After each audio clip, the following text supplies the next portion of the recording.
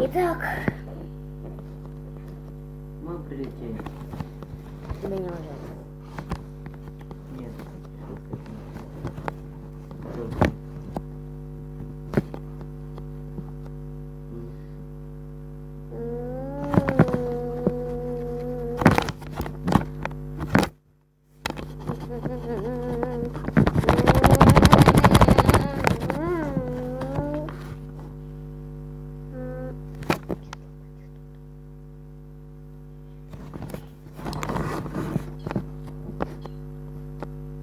Я сломал окно, чтобы лучше говорить.